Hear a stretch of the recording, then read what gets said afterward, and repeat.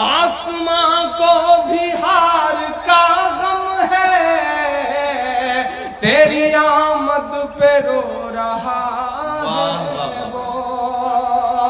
सुनेंगे नाज़रीन इमरान प्रताप अली की दर्द भरी नज़्म। से पहले बता दूं दोस्तों, आज ही के दिन 6 दिसंबर 1992 को शहीद की गई थी बाबरी मस्जिद। चलिए पहले सुनते हैं इमरान प्रताप अली की नज़्म। तो आपसे गुजारिश है वीडियो को लाइक कीजिए और चैनल को जरूर सब्सक्राइब कीजिए। दायरे में सिमट के आया है, एक रवायत थी शहर की, जीत कर भी लोग नहीं आए और हार कर भी नहीं आए। आपने रवायत तोड़ी है, मुबारकबाद दूंगा आपको। पढ़ता हूँ, सुनिएगा। दायरे में सिमट के आया है, दायरे में सिमट के आया है, हर रिवायत से हट के आया है, हर रिवायत से हट के आया है। आंधियों को जरा खबर कर दो, शख्स के दुआएं मिले। आंधियों को जरा खबर कर दो, शेर वापस पलट के आया है।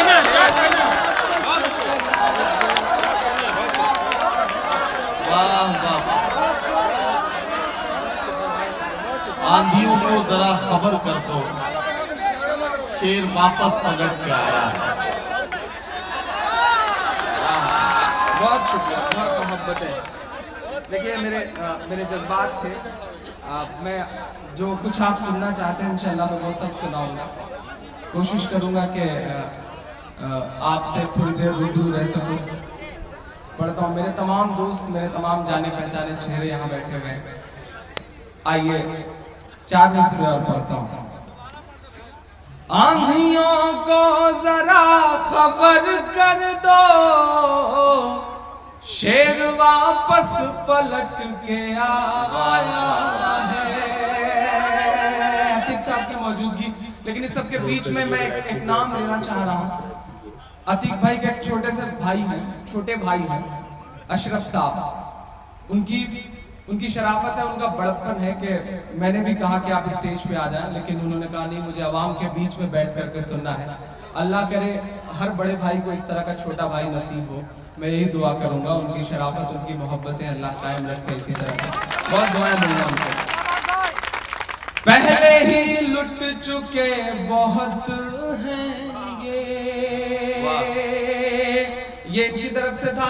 अब मैं आप सबकी तरफ से 4 मिसरे पढ़ रहा हूं, फिर वहां तक आऊंगा जो जिसकी वजह से जाना पहचाना जाता हूं। पहले ही लुट चुके बहुत हैं ये, पहले ही लुट चुके बहुत हैं ये, इनको अब और न लूटने देना, इनको अब और न लूटने देना। ये मोहब्बत का शहर है भाई, इससे रिश्ता न छूटने देना, इससे रिश्ता न छूटने देना, इससे रिश्ता न छूटने देना। मौसम बहुत खूबसूरत था। पिछले 4, 5, 6, 7 दिन से तो बड़ा एकदम गर्मी का मौसम था। कोई सोच भी नहीं सकता था कि बूंदें पड़ेंगी। मैं जब गोंडा पहुंचा तो उसके बाद वहां से बूंद शुरू हुई और उसके बाद मुसलसल मुशायरे में बूंदें पड़ रही हैं। मेरा मन कर रहा है, अभी बैठे बैठे डाइस पे ये 4 मिसरे ये भी हो गए, तो मेरा मन है कि मैं सुना दूं। इनसे रिश्ता न छूटने देना,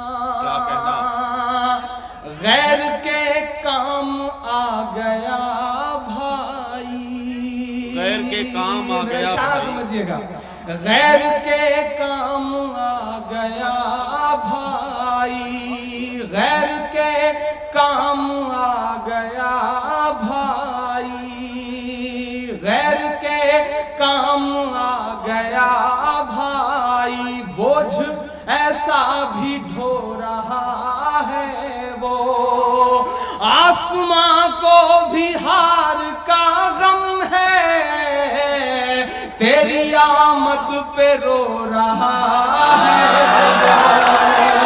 तेरी आमद पे रो रहा है, तेरी आमद पे रो रहा है वो। आसमां को भी हार का गम है, तेरी आमद पे रो रहा है वो। बहुत शुक्रिया, बहुत मोहब्बतें। ये मेरे दिल के जज्बात थे जिन्हें मैंने मेरा मकसद बस दिल से बात को कहना भर था। आइए अब वो सुनाता हूँ जिसके लिए बहुत मशहूर हूँ या बहुत बदनाम हूँ। यहाँ ओंकार पटेल साहब बैठे हुए हैं, माशाल्लाह वकील हैं। इनका कार्ड मुझे मिला तो उस पर लिखा हुआ था ओंकार पटेल एडवोकेट। वकीलों को देख के बड़ी अजीब अजीब बातें याद आती हैं। वो वकीलों की जिंदगी में अदालतें कितनी घुसी होती हैं अतीक भाई। वो एक बार एक वकील साहब की शादी हुई तो सुहाग की सेज पे गीता लेके पहुंच गए। बीवी से बोले इस पे हाथ रख के कसम खाओ, जो कहोगी सच कहोगी, सच के सिवा कुछ नहीं कहोगी। बीबी ने सब सच सच बोल दिया, सुबह तलाक हो गया। इस तरह की भी दुश्वारियां उनकी जिंदगी में। मेरे इलाहाबाद में फिरोज भाई बैठे, मेरे इलाहाबाद में एक वकील साहब है, बड़े सीधे साधे मासूम से नए वकील हैं। जैसे उन्होंने रजिस्ट्रेशन कराया, सोच रहे थे किसी तरह से कोई मुवक्किल फंस जाए। एक बड़ा मासूम सा मुवक्किल उनको दिखाई पड़ा। मुवक्किल ने कहा मेरा 302 का एक मुकदमा है, आप लड़ देंगे? तो वकील साहब ने कहा हाँ बिल्कुल लड़ दूंगा, क्यों नहीं लड़ दूंगा, मुझे दे दीजिए केस, लड़ दूंगा। आजकल मुवक्किल भी बड़े समझदार हो गए हैं, वो फीस से पता लगाते हैं वकील की का स्टेटस क्या है। बोले फीस क्या लेंगे? बोले 5000 रुपए। बोले तब तो आप बड़े छोटे वकील हैं भाई, हमें तो बड़ा वकील चाहिए। गए, उस कचहरी का सबसे बड़ा वकील 50,000 रुपए में किया। लेकिन जब बहस हुई, मुकदमा चला तो सजा हो गई, सजा हुई मौत। लौट करके वकील साहब लौट रहे थे, वकील साहब ने तड़ रखा था, उनको पकड़ लिया। बोले क्या हुआ? बोले कुछ नहीं यार, इतना बड़ा वकील किया फिर भी सजा हो गई मौत की। बोले यार जब यही काम मैं 5000 में करा रहा था तो 50,000 खर्च करने की क्या जरूरत है? तो वकीलों के साथ इस तरह की दुश्वारियां रहती हैं। आइए मैं 4 मिसरों से अपनी बात की शुरुआत करता हूँ। हमारे प्रतापगढ़ के पड़ोस में एक जिला है उन्नाव, वहां एक बौखलाए से सांसद महोदय हैं जिन्हें हर रोज मुंह से उल्टी करने की आदत है। मैं नाम नहीं लूंगा, नहीं आप जान जाएंगे कि मैं साक्षी महाराज की बात कर रहा हूँ। मैं 4 मिसरे पढ़ता हूँ। पिछले दिनों उनका बयान था, मदरसे ये मदरसे वो। मैं 4 मिसरे पढ़ता हूँ। मदरसों में आप कुछ भी कहें, लेकिन जिस पर मुझे नाज है, जिसका शुक्र मैं अदा करता हूँ, वो पढ़ता हूँ। सुनेगा। नहीं ऐसा नहीं है कल या परसों से नहीं निकले, नहीं ऐसा नहीं है कल या परसों से नहीं निकले। कई अरमान हैं दिल में जो बरसों से नहीं निकले। कई अरमान हैं दिल में जो बरसों से नहीं निकले। हो आसाराम नित्यानंद या रामपाल बाबा हो आसाराम नित्यानंद या के पाल बाबा हो। खुदा का शुक्र है ये सब मदरसों से नहीं निकले। खुदा का शुक्र है ये सब मदरसों से नहीं निकले। और तेरी मर्जी है जो चाहे तू मेरे यार पैदा कर। तेरी मर्जी है जो चाहे तू मेरे यार पैदा कर। भले ही चाय वाला या के चौकीदार। दोस्तों, इमरान प्रतापगढ़ी की नज़्म सुनने के बाद आप अपनी राय में क्या करना चाहते हैं वो नीचे कमेंट बॉक्स में जरूर बताएं। दोस्तों, मुंतखब हदीस से मुसलमानों का मकाम सुनते हैं। हज़रत इब्न अब्बास रज़ियल्लाहु अन्हुमा रिवायत करते हैं कि नबी करीम सल्लल्लाहु अलैहि वसल्लम ने इरशाद फरमाया, क़यामत के दिन शहीद को लाया जाएगा और उसको हिसाब किताब के लिए खड़ा कर दिया जाएगा। फिर सदका करने वाले को लाया जाएगा और उसको भी हिसाब किताब के लिए खड़ा कर दिया जाएगा। پھر ان لوگوں کو لایا جائے گا جو دنیا میں مختلف مصیبتوں اور تکلیفوں میں مبتلا رہے، ان کے لیے نہ میزان عدل قائم ہوگی اور نہ ان کے لیے کوئی عدالت لگائی جائے گی۔ پھر ان پر اجر و انعام اتنے برسائے جائیں گے کہ وہ لوگ جو دنیا میں عافیت سے رہے اس بہترین اجر و انعام کو دیکھ کر تمنا کرنے لگیں گے کہ ان کے جسم دنیا میں قینچیوں سے کاٹ دیے گئے ہوتے اور اس پر وہ صبر کرتے۔ حضرت محمود بن لبید رضی اللہ عنہ روایت کرتے ہیں کہ رسول اللہ صلی اللہ علیہ وسلم نے ارشاد فرمایا، جب اللہ تعالیٰ لوگوں سے محبت فرماتے ہیں تو ان کو مصیبتوں میں ڈال کر آزماتے ہیں، چنانچہ وہ صبر کرتا ہے اس لیے صبر کا اجر لکھ دیا جاتا ہے، اور جو بے صبری کرتا ہے تو اس کے لیے بے صبری لکھ دی جاتی ہے، پھر وہ روتا پیٹتا ہی رہتا ہے۔ حضرت ابو سعید خدری رضی اللہ عنہ روایت کرتے ہیں کہ ایک دن رسول اللہ صلی اللہ علیہ وسلم مسجد میں تشریف لائے تو آپ کی نظر ایک انصاری شخص پر پڑی جن کا نام ابو امامہ تھا۔ آپ صلی اللہ علیہ وسلم نے ارشاد فرمایا، ابو امامہ کیا بات ہے؟ میں تمہیں نماز کے وقت کے علاوہ مسجد میں الگ تھلگ بیٹھا ہوا دیکھ رہا ہوں۔ حضرت ابو امامہ رضی اللہ عنہ نے عرض کیا، رسول اللہ مجھے غموں اور قرضوں نے گھیر رکھا ہے۔ آپ صلی اللہ علیہ وسلم نے ارشاد فرمایا، کیا میں تمہیں ایک دعا نہ سکھا دوں؟ جب تم اس کو کہو گے تو اللہ تعالیٰ تمہارے غم دور کر دیں گے اور تمہارا قرض اتروا دیں گے۔